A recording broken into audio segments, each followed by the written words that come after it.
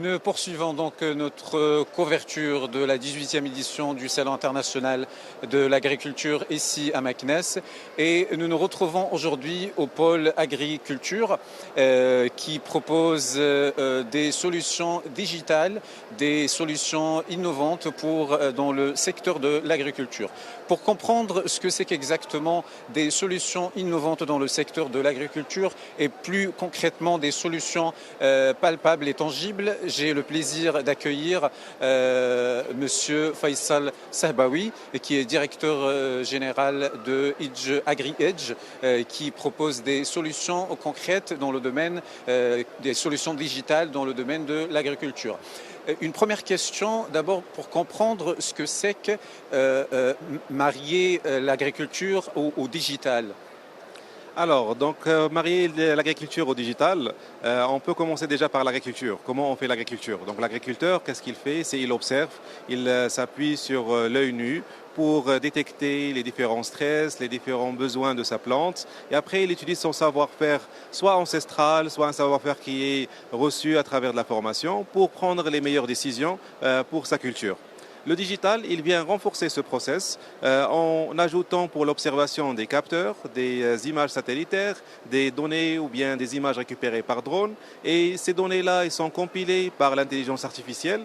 La nécessité de l'intelligence artificielle, elle vient parce que avec les images satellites, les images drones, etc., on commence à traiter de grandes masses de données et qui nécessitent des outils qui sont plus sophistiqués comme celle de l'intelligence artificielle et qui aident à convertir ces données-là en recommandations, bien en conseils agronomiques qui sont par la suite destinés à l'agriculteur.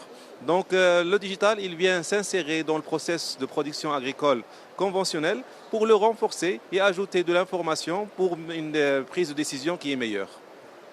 J'ai cherché un peu avant notre rencontre pour comprendre les solutions que vous proposez, mais l'image n'est pas encore claire pour moi. Qu'est-ce que vous proposez concrètement pour les agriculteurs aujourd'hui comme solution digitale? Donc aujourd'hui, nous proposons un portefeuille de solutions, une plateforme intégrée qui permet à l'agriculteur d'optimiser la production en réduisant l'utilisation, bien en optimisant l'utilisation des intrants, tout en augmentant la production. On l'aide à mieux estimer le rendement avant récolte pour mieux gérer la commercialisation par la suite. Et on l'aide également à calculer l'empreinte carbone pour des simulations et avec un objectif de réduire l'empreinte carbone. Peut-être avant d'aller dans le détail, on peut parler ou bien on peut présenter rapidement l'agritech. C'est quoi l'agritech? Donc l'agritech, on peut la voir à travers trois piliers. Un pilier d'observation qui se fait à travers la collecte de la donnée. Un pilier valorisation qui se fait à travers l'intelligence artificielle.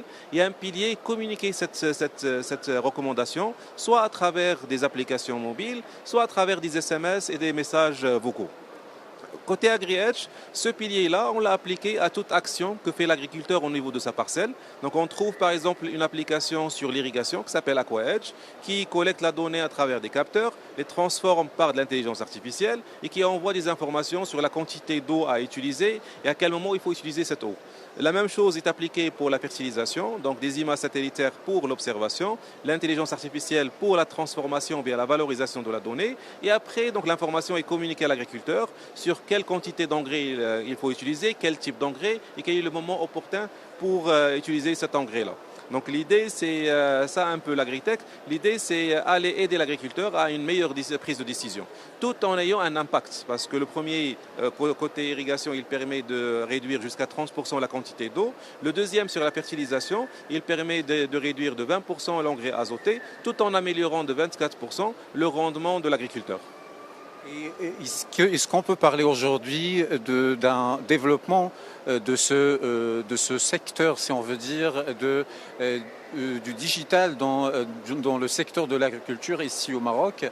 Est-ce qu'il y a des agriculteurs qui commencent à utiliser ce genre de solutions pour le développement de l'agriculture?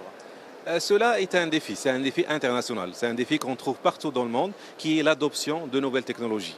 Donc l'agriculteur, c'est-à-dire dans le fonctionnement, il a besoin de voir l'impact, il a besoin de faire des essais et créer un lien de confiance avec soit le produit, soit la solution qu'on lui propose. Donc l'agritech il rencontre ce défi-là, mais il y a un grand travail qui se fait soit par des entreprises comme celle d'Agriège, soit par des universités dans un objectif d'expliquer, de créer des plateformes de démonstration, soit par le ministère de l'Agriculture à travers son pôle digital qui contribue également dans la vulgarisation des solutions agritech. De mon point de vue, l'agritech, c'est un écosystème où il y a effectivement les plateformes digitales comme celles que j'ai présentées, mais il y a également un volet vulgarisation, formation qui est essentiel pour créer cette confiance avec l'agriculteur. Si nous parlons de l'agriculteur, on peut parler des grands agriculteurs. Donc, par exemple, les grands agriculteurs, ils voient l'agritech comme un investissement parce que ça leur permet de réduire les coûts, d'augmenter la rentabilité. Donc, naturellement, avec un essai ou deux essais pour créer cette confiance, ils avancent dans l'utilisation de cette discipline. Pour les petits agriculteurs, c'est là où il y a le défi, surtout qu'au Maroc et en Afrique, le plus d'exploitations que nous avons sont des petites exploitations qui sont gérées par des agriculteurs. Donc le défi, il est plus élevé parce qu'il faut créer cette confiance en ayant des plateformes qui ne soient pas la même parcelle ou bien la même ferme que celle du petit agriculteur. Donc là, il y a une responsabilité chez les universités pour aller vers des transferts technologiques, assurer ce transfert technologique. Aussi les organes de conseil agronomique que nous avons chez le ministère pour aller aussi vulgariser afin de transformer la vision, bien la perception de l'agritech chez le petit agriculteur d'un centre de coût à un centre d'investissement avec un retour d'investissement. Donc c'est un domaine qui est en évolution, mais qui est face aussi à des défis. Je vous remercie, Monsieur Faisal Sabaoui, pour toutes ces précisions et clarifications. C'est le pôle agri-digital est un des 12 pôles programmés dans cette 18e édition du Salon international de l'agriculture ici à Maknès que nous couvrons jusqu'au 28 avril ici à Maknès pour Médian TV. Rachid Farhan et Kamal Rounaïm derrière la caméra.